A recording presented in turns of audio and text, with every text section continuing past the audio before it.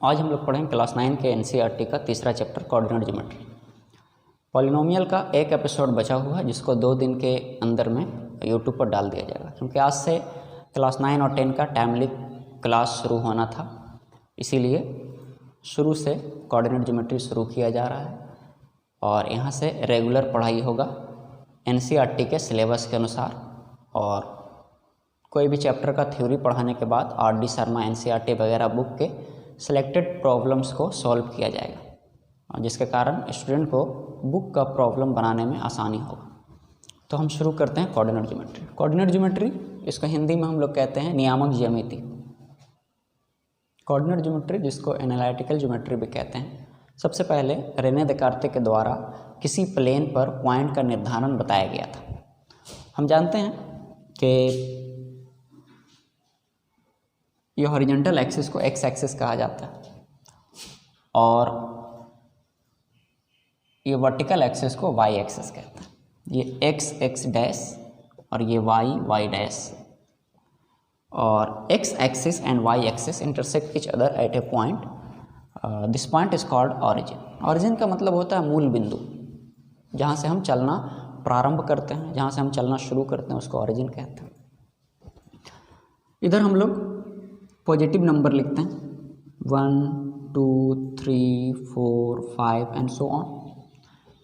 इधर भी 1 2 3 4 5 6। ये डैश इंडिकेट करता है नेगेटिव नंबर के डायरेक्शन, -1 -2 -3 -4 -5। इधर भी -1 -2 -3 -4 -5। कोऑर्डिनेट ज्योमेट्री के पिता यानी father of coordinate geometry Rene Descartes को कहा जाता है।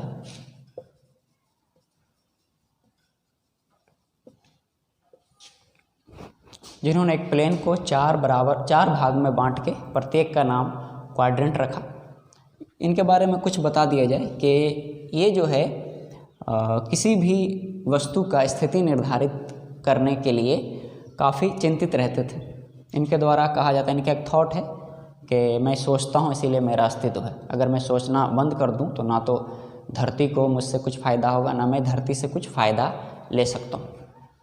इनको प्रश्न पूछना और प्रश्न का हल ढूंढने का बहुत शौक़ था। ये जनरली लोगों से पूछा करते थे कि कोई भी पक्षी उड़ रहा है तो वो कहाँ उड़ रहा है, तो लोग कहते थे कि आकाश में उड़ रहा है। तो इनको पसंद नहीं पड़ता था लोगों का उत्तर, क्योंकि आकाश में कौन सी जगह पर उड़ रहा है ये वो जानना चाहते थे।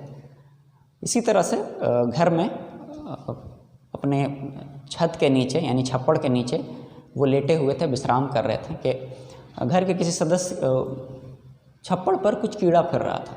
तो घर के किसी सदस्य को बुला के इन्होंने पूछा कि बताइए कि वो कीड़ा कहाँ फिर रहा है। तो घर वाले कहें कि ये तो सीलिंग पर छत पर फिर रहा है, छप्पड़ पर फिर रहा है। तो इनको ये प्रश्न उत्तर जो है पसंद नहीं पड़ा और इन्होंने कहा कि नहीं, छप्पड़ पर तो हम भी जान रहे हैं, ये बताइए कि छप्पड़ पर कौन जगह फिर रहा है। तो ये क्या किए कि अगर इनका ये मानना था कि अगर हम छप्पड़ को 4 भाग में बांटें तो वो क्वाड्रेंट बन जाएगा, चतुर्थांश बनेगा, और उसको सेंटर से हम बता सकते हैं कि वो सेंटर से कितनी दूरी पर है और कहाँ है। इसी तरह से ये एक प्लेन है और इसको 4 भाग में बांटा गया है एक्सिस की सहायता से, ये वाई एक्सिस और X axis. Each part is called quadrant, चतुर्थांश। प्रत्येक भाग को हम लोग चतुर्थांश कहते हैं। इसको हम लोग कहते हैं फर्स्ट क्वाड्रेंट।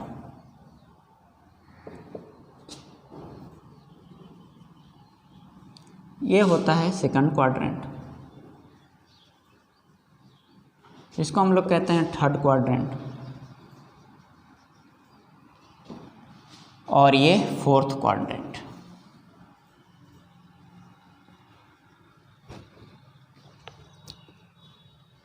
हम कभी भी किसी प्लेन पर किसी भी पॉइंट की स्थिति निर्धारित करेंगे तो पहले एक्स एक्सिस को लेंगे फिर वाई एक्सिस को, यानी पहले एक्स तब वाई। जैसे हम लोग 2 और 3 का प्लॉटिंग करते हैं, यानी ये एक्स हुआ और ये वाई हुआ, इसको हम लोग एब्सिसा कहते हैं, इसको ऑर्डिनेट कहते हैं।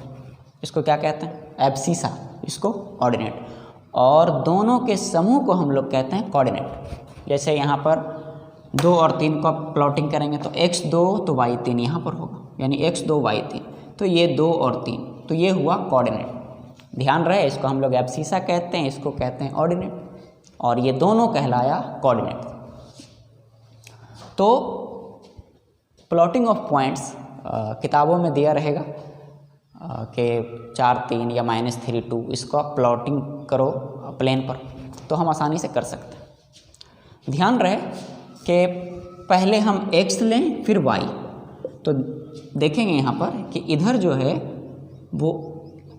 वो x प्लस में है और इधर जो है वो y भी प्लस में है, यानी फर्स्ट क्वाड्रेंट में x भी प्लस में होता है और y भी प्लस में, यानी फर्स्ट क्वाड्रेंट में जो नियामक होता है, कोऑर्डिनेट होता है, वो प्लस प्लस में होता है, यानी एब्सिसा भी प्लस में और ऑर्डिनेट भी प्लस में होता है। सेकंड क्वाड्रेंट में एब्सिसा यानी x माइनस में और ऑर्डिनेट प्लस में होता है, तो सेकंड क्वाड्रेंट माइनस प्लस होता है। थर्ड क्वाड्रेंट में एब्सिसा माइनस में होता है और ऑर्डिनेट भी माइनस में होता है, तो थर्ड क्वाड्रेंट में दोनों माइनस माइनस होता है। फोर्थ क्वाड्रेंट में x जो है वो प्लस में होता है और y माइनस में, यानी एब्सिसा प्लस में होता है और ऑर्डिनेट माइनस में होता है। इसी तरह से आपसे अगर पूछे कि बताइए -3 और 2 कौन से क्वाड्रेंट में है, कौन से चतुर्थांश में लाई है, कौन से क्वाड्रेंट में स्थित है, तो -3 और +2, तो माइनस प्लस सेकंड क्वाड्रेंट में है, यानी -3 और 2 सेकंड क्वाड्रेंट में स्थित है। दिया रहे 4 और 3 कौन से क्वाड्रेंट में स्थित है, ये क्लास 9 के प्रत्येक बुक में रहेगा। तो 4 और 3 कौन से क्वाड्रेंट में है, तो फर्स्ट क्वाड्रेंट में। अगर दिया रहे -2 और -3 कौन से क्वाड्रेंट में है, तो -2 और -3 थर्ड क्वाड्रेंट में। तो हम कोई भी बिंदु को यानी पॉइंट को बता सकते हैं कि वो कौन से क्वाड्रेंट में है अगर उसका एब्सिसा और ऑर्डिनेट दिया रहे।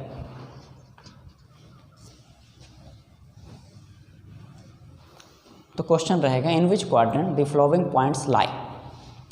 पहला क्वेश्चन है 2 - 3, दूसरा 4 5, तीसरा 5 और -6, चौथा -3 -5, पाँचवा -2 5। तो हम बता सकते हैं ये सारा पॉइंट्स कौन कौन से क्वाड्रेंट में स्थित है। और अगर दिया रहे ऐसे कि बताइए कि ये कौन से क्वाड्रेंट में है, तो ये तो क्वाड्रेंट नहीं है, क्वाड्रेंट पर नहीं है, ये तो एक्सिस पर है। तो ध्यान रहे कि इसमें एब्सिसा 4 है और ऑर्डिनेट 0 है। तो अगर एब्सिसा कोई भी रियल नंबर हो और ऑर्डिनेट 0 हो तो ये एक्स एक्सिस पर होगा, यानी हम लोग इसको x और इसको y कहते हैं, यानी जो 0 होगा उस एक्सिस पर नहीं होगा। यहाँ पर y 0 है तो 4 और 0 x एक्सिस पर होगा। अगर रहता 0 और -5, यानी ध्यान रहे कि x 0 है यानी एब्सिसा 0 है, ऑर्डिनेट -5 है, तो इसका मतलब ये y एक्सिस पर। तो ध्यान रहे कि जो 0 होगा उस एक्सिस पर नहीं। तो दिया रहे कि बताइए -3 और 5 कौन से एक्सिस पर है, तो ये क्वाड्रेंट में है, एक्सिस पर नहीं है। एक्सिस पर तभी होगा जब या तो एब्सिसा 0 हो या ऑर्डिनेट 0, दोनों में से एक 0। यहाँ पर 0 और 5 तो ये y एक्सिस पर होगा क्योंकि x 0 है। अगर दिया रहे 0 और -7 तो x 0 है और y -7 है, यानी ये y एक्सिस पर। हाँ, अगर दोनों 0 रहे तो ये x एक्सिस और y एक्सिस दोनों पर होगा, तो इसको हम लोग कहते हैं origin. We know that x axis and y axis intersect each other at a point, this point is called origin, जिसका कोऑर्डिनेट 0 0 होता है, यानी यहाँ पर x भी 0 और y भी 0 होता है। तो कोई पूछे कि बताइए 5 और 0 कौन से क्वाड्रेंट में, कौन से एक्सिस पर है, तो हम बता सकते हैं। 0 और -8 कौन से एक्सिस पर है, तो हम बता सकते हैं। अब हम लोग आगे पढ़ते हैं प्लॉटिंग ऑफ पॉइंट्स। कोई भी पॉइंट को लोकेट करना है प्लेन पर।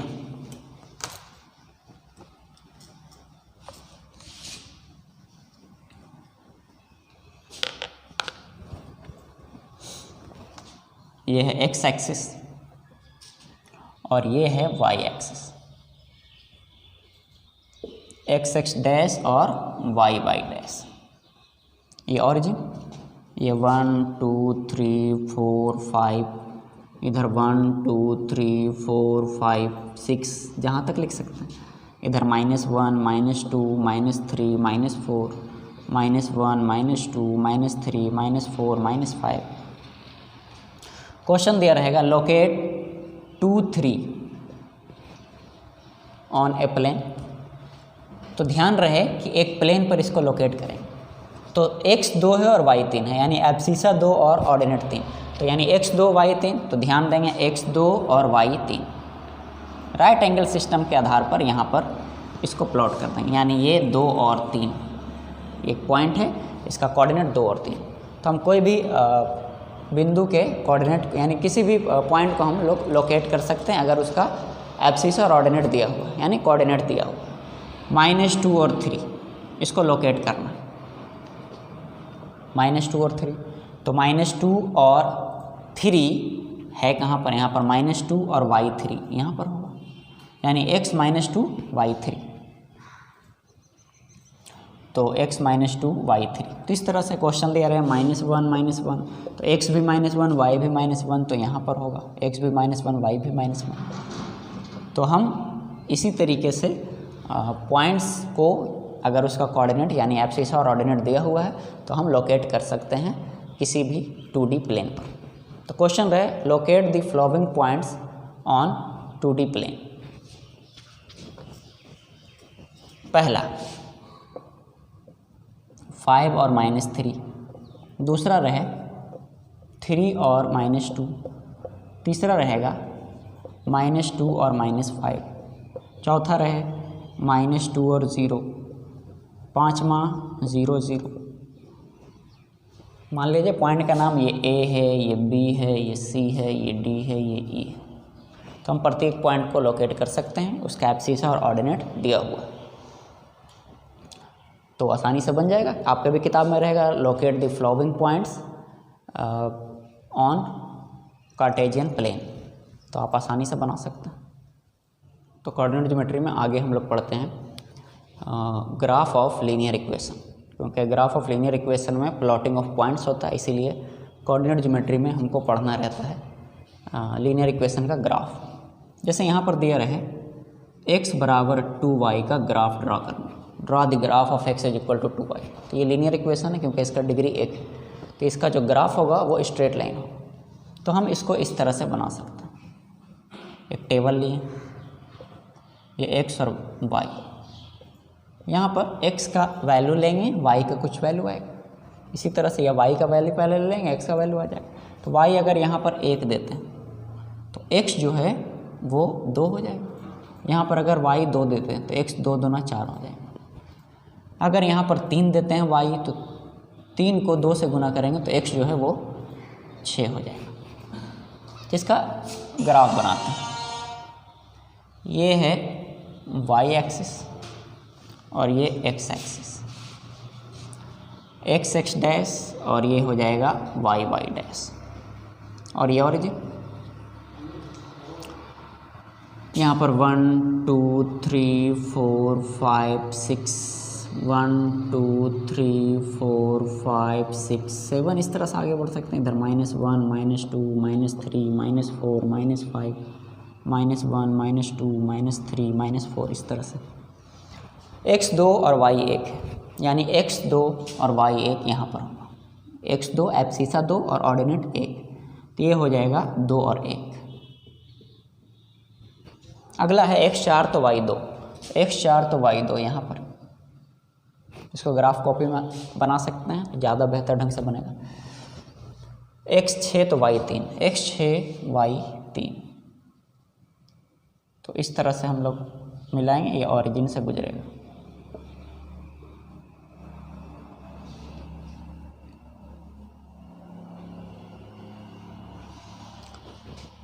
तो यहाँ पर 4 और 2 आया, और यहाँ पर x6 तो y3 आगे बढ़ा सकते हैं। ज़्यादा बेहतर ढंग से ग्राफ कॉपी में बनेगा। अगर यहाँ पर रहे 2x + y = 4, इसका ग्राफ बनाना, इसको भी इस तरह से y बराबर 4 माइनस 2x लिख के टेबल बना देंगे। ये x होगा, ये y, और यहाँ पर कुछ वैल्यू ले लेंगे 3 या 4, ये 2 भी चलेगा। तो x का वैल्यू अगर हम लोग यहाँ पर 0 लेते हैं तो 2 को अगर 0 से मल्टीप्लाई करेंगे तो 0, 4 से 0 घटेगा तो यहाँ पर y 4 है। अगर 1 लेते हैं तो 2 को 1 से गुना करेंगे तो 2, 4 से 2 घटेगा 2। अगर यहाँ पर 2 लेते हैं तो 2 दूना 4, 4 से 4 घटेगा तो 0। तो हम 0, 4, 1, 2 और 2, 1 को लोकेट करके एक स्ट्रेट लाइन ड्रा कर सकते हैं। तो हम किसी भी लीनियर इक्वेशन का ग्राफ बना सकते हैं आसानी से। एक तरीका इस तरह से है कि अगर कोई लीनियर इक्वेशन दिया रहे x + 2y और बराबर 4, कोई भी linear equation x y a + y b = 1 के रूप का अगर रहे, if an equation is of the form x y a + y b = 1, then graph is passes through x from a and passes through y from b। कोई भी linear equation अगर इस रूप का हो तो ग्राफ x एक्सिस को a पर कट करेगा और y एक्सिस को b पर। तो इस रूप में कैसे लाया जाए, यानी x y a + y b = 1 के रूप में। तो ध्यान रहे कि जो भी कांस्टेंट टर्म रहे, और ये बिल्कुल ध्यान देना है कि कांस्टेंट टर्म अदर देन 0 होना चाहिए, यानी 0 नहीं होना चाहिए। तो इसी से हम लोग पूरे टर्म को, यानी जो भी कांस्टेंट टर्म है उसी से हम लोग पूरे टर्म को भाग लगा देंगे। तो कांस्टेंट टर्म 4 है, तो 4 से हम इसको भी और इसको भी भाग लगा देंगे। तो यहाँ पर 1 आया, ये 2 दूना 4 हो जाएगा। तो x y 4 + y 2 = 1, यानी इस रूप का आया। तो हम कहते हैं कि अगर कोई भी linear equation x y a + y b = 1 के रूप में हो तो ग्राफ x एक्सिस को a पर कट करेगा और y एक्सिस को b पर। तो यहाँ पर इस रूप में है तो x एक्सिस को ग्राफ जो है वो 4 पर कट करेगा और y एक्सिस को 2 पर, तो y एक्सिस को 2। तो इसको यहाँ से इस तरह से मिला देंगे। तो इस तरह से और क्वेश्चन रहे x - 5y = 8, इसका ग्राफ बनाना। तो ध्यान रहे हम लोग 8 से भाग लगा देंगे प्रत्येक टर्म को, तो x y 8, ठीक है। ध्यान रहे कि यहाँ पर माइनस नहीं होगा, यहाँ पर प्लस, इस रूप में आना चाहिए। x y a + y b = 1। तो यहाँ पर अगर प्लस दिए हैं तो नीचे माइनस देना पड़ेगा, इसको काट देते हैं, 1.6 हो जाएगा। तो y - 1.6 बराबर 1, यानी x के नीचे 8 है, यानी x एक्सिस को 8 पर कट करेगा। अगर हम इसको बनाएं, ये x एक्सिस और ये y एक्सिस, ये x डैश और ये y डैश, ये ऑरिजिन 1 2 3 4 5 6 7 8 9, इस तरह से 1 2 3 4 5 6 7 8 9 10, जहाँ तक लिखें, -1 -2 -3 -4 -1 -2 -3 -4 -5। x के नीचे 8 है, यानी x एक्सिस को 8 पर कट करेगा लाइन। y के नीचे -1.6 है, तो ग्राफ कॉपी में हम देखेंगे छोटा छोटा लाइन होता है तो हम -1.6 गिन सकते हैं। यहाँ के 1 के बाद 1 2 3 4 5 6 लगभग यहाँ पर आएगा। तो ये -1.6 y एक्सिस पर, इसको यहाँ से मिला दें। तो ये हुआ ग्राफ ऑफ लीनियर इक्वेशन। और लीनियर इक्वेशन किस रूप का है, x y a + y b = 1। ये प्रत्येक लीनियर इक्वेशन के लिए मान्य है, यानी वैलिड है। हाँ, कब, जब कांस्टेंट टर्म कोई भी नंबर हो 0 के अलावा, 0 नहीं होना चाहिए। अगर 0 है तो हम लोग टेबल रिप्रेजेंट करके x और y का वैल्यू निकाल के बना सकते हैं। तो क्वेश्चन दिया जा रहा है, आप लोग बनाइए। क्वेश्चन है कि draw the graph of the given linear equation in 2 variables. तो पहला है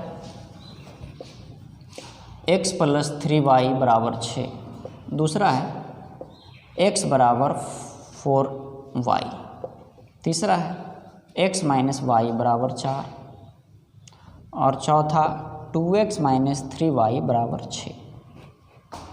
हाँ, आपके दिमाग में ये क्वेश्चन आ सकता है कि सर अगर इस रूप का रहे, यानी x = 2 का ग्राफ बनाइए तो ध्यान रहे कि हम ग्राफ तभी बना सकते हैं जब दोनों वेरिएबल हो। तो इसमें एक वेरिएबल है तो एक और वेरिएबल देंगे, तो x बराबर 2 इसको ऐसे लिखेंगे x प्लस 0 इंटू वाई बराबर 2।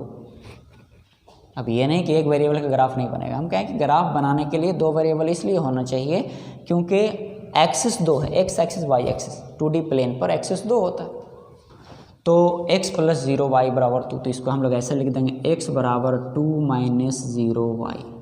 अब यहाँ पर टेबल बना लेंगे, ये x है ये y है। अब x का कोई वैल्यू लें, y का कुछ वैल्यू आएगा, या y का कुछ वैल्यू लें x का वैल्यू। तो अगर y का वैल्यू 1 रखते हैं तो 0 इंटू 1 0, 2 से 0 घटेगा तो 2।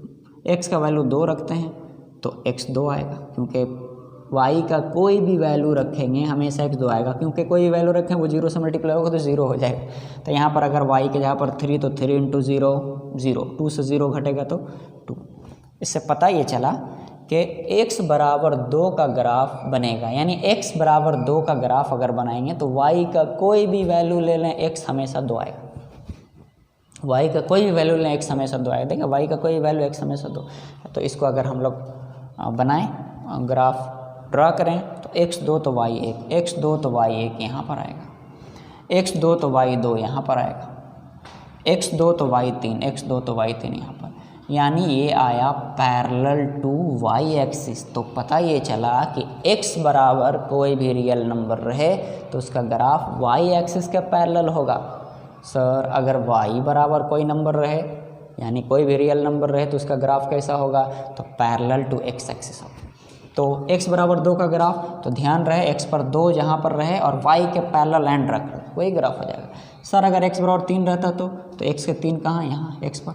अब यहाँ पर एक स्ट्रेट लाइन जो y एक्सिस के पैरेलल हो ड्रा कर देंगे। सर x बराबर 5 का ग्राफ तो इस तरह से हो जाता, x बराबर 7 का ग्राफ तो इस तरह से। सर x बराबर -2 का ग्राफ तो यहाँ से ड्रा हो जाता। अगर रहता कि draw the graph of y बराबर 2, तो y बराबर 2 रहे, यानी x बराबर k रहे तो parallel to y axis, y बराबर k रहे तो पैरेलल टू x एक्सिस, तो y बराबर 2 है। तो इसका मतलब x का आप कोई भी वैल्यू रखिए y हमेशा 2 आएगा। ट्राई करते हैं, 0 इंटू एक्स प्लस वाई बराबर 2, 0 इंटू एक्स 0 ही होगा, 0 में y जोड़ेंगे तो y होगा, तो y बराबर 2 माइनस 0 इंटू एक्स। टेबल बनाते हैं, ये x है ये y। अब x के जगह पर अगर हम 0 रखते हैं, 0 इंटू एक्स 0, 2 आया। 1 रखते हैं तो 1 इंटू 0 0, 2 आया। 2 रखते हैं तो भी 2 आया।